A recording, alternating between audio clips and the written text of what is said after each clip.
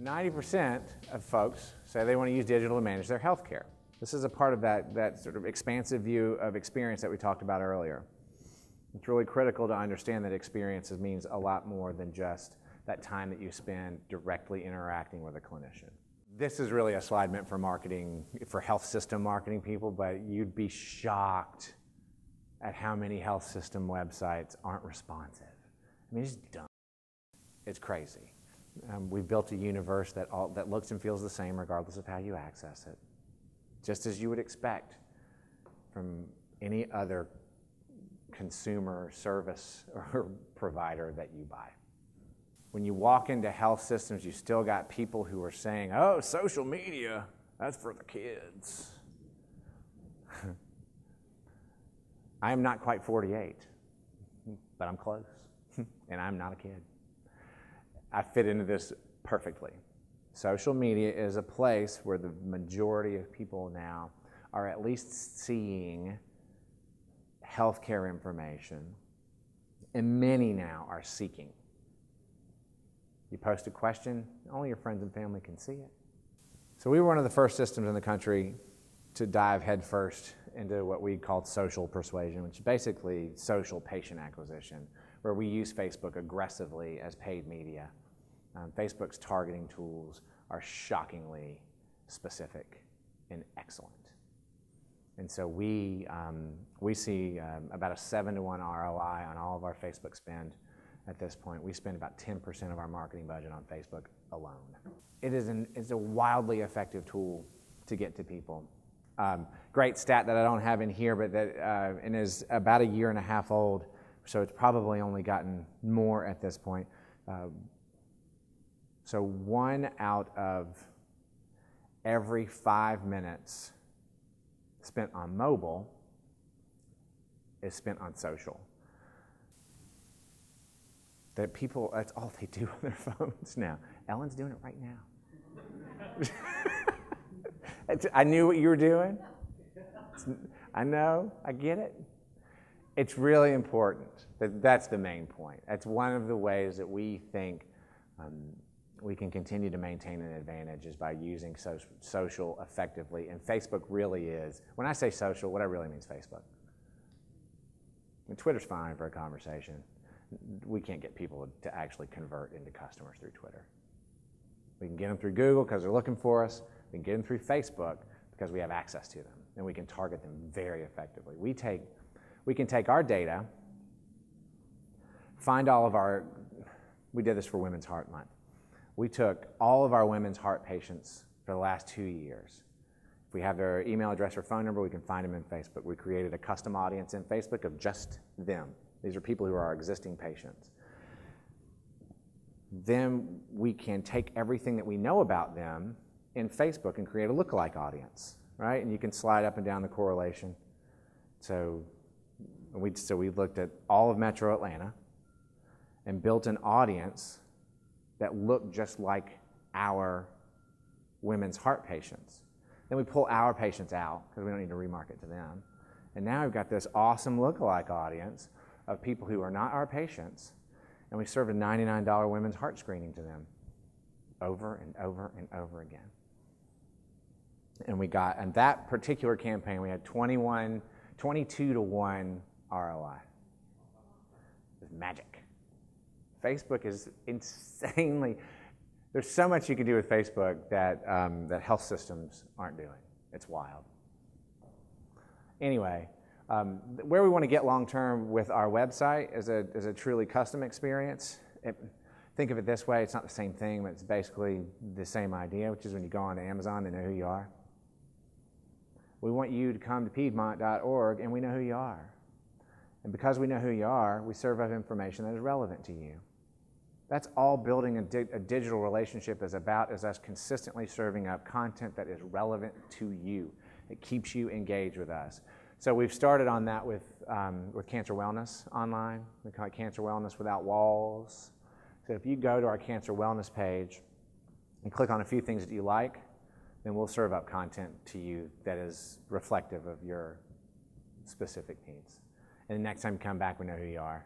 We'll keep serving that same kind of content up to you. It's a simple idea. You see it on every other thing that you use. You don't ever see it in healthcare. Don't know why. We're not that smart. We have an email subscriber list of about 500,000 to our monthly email. We segment it based on some big macro segments. But email is a very effective tool to keep people engaged. People constantly want to tell you that email is dead. It is not dead, and it will never die. 32% open rate, I think, on this. It's about a 14% click-through. We get really good engagement on our emails. Do you see any kind of skew for your total population, like what segments over-index for Cancer. Cancer over-indexes. Men's does well. That fluctuates month to month. It's like how well are we doing with our content? We create all of our own content too. We have our own content team, an executive producer, video editor, writer. Like we do all of this ourselves. And so cancer almost always overperforms. Heart doesn't perform as well. I don't know. A lot of it is based on the content and the design. We're always playing with our design, trying to make it more interesting, give people another reason to click. Not yet. Where we want to go is to personalized, individualized marketing. I was mentioning to Ellen earlier, for me, one of the holiest of grails is a real CRM system. We've got CRM Lite. It functions well enough. But we went out with an RFP I'd say 4 months ago. We're down to ending the selection process. And when we're done building this thing out, it's going to allow us to create individual relationships with patients, which is what we're going to have to do. The dirty secret, don't tweet this. I have a plan. The plan is to take and I've already told you this. The plan is to take the relationship from patient to physician to patient to Piedmont. I'm very careful not to tell the doctors that specifically. It freaks them out. But that's where things have to go. And it's not only is it best for the system, it's best for the customer, and it's going to give us an ability to actually be their health partner, to actually help them manage their own health, which as a nonprofit, community-owned, mission-based organization is what we want to do, even if that works us all out of jobs. It's our stated mission. Right? We need to make a difference in every life we touch. Yes, sir? You hear a lot, mostly from non-believers, connected about the creepiness of Sure. stockiness of, how do they know all this about here? Can you see any Specific to the emails, not at all. Our emails unsubscribes are less than 0.5% a month. It's barely any.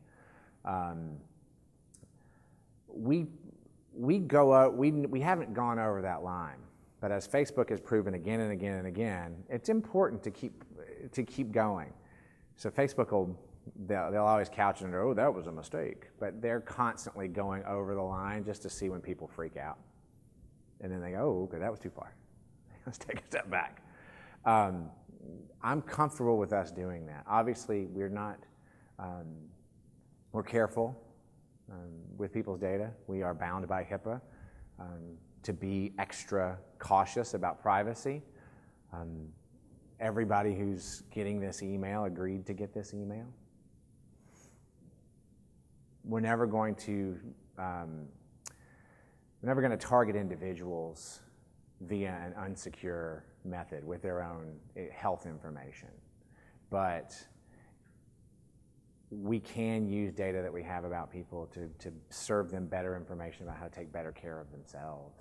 And we haven't gotten any pushback at all. I think I mentioned it before, there's this underlying trust that people have with Piedmont. We're careful not to violate it, but if we're not using it to its fullest to actually provide people with information that's relevant and useful to them, then what are we doing? right? Are we just a health store?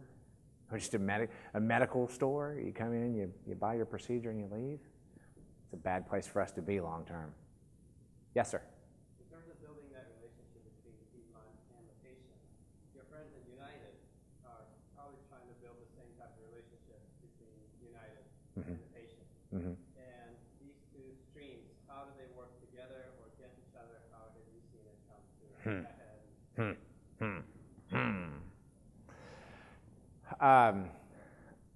I personally have not seen it work together very well. We have more collaborative relationships with other payers, so I won't talk about United specifically. And in those cases, we do see results on quality in particular and costs. But I don't have a good solution to this problem. We're both necessary in some ways, and I mentioned, I think to Ellen or Sherry, somebody earlier, we do help generate the cost, right? Health systems are part of the cost problem. We recognize that. But between us and health plans, the consumer only trusts one of us to actually care about them. And so when United says to you, do something, you're like, oh, I know what they mean. They mean we want to spend less money on you. They only care about making money.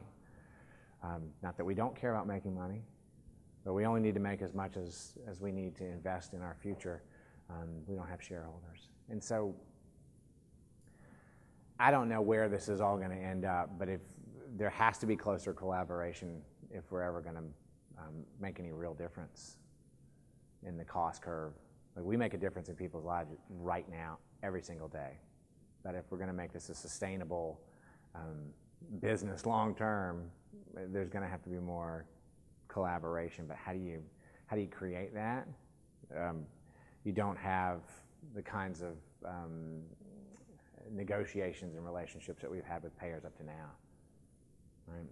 Like, every time we sit down at a negotiation table, they make it clear what's important to them.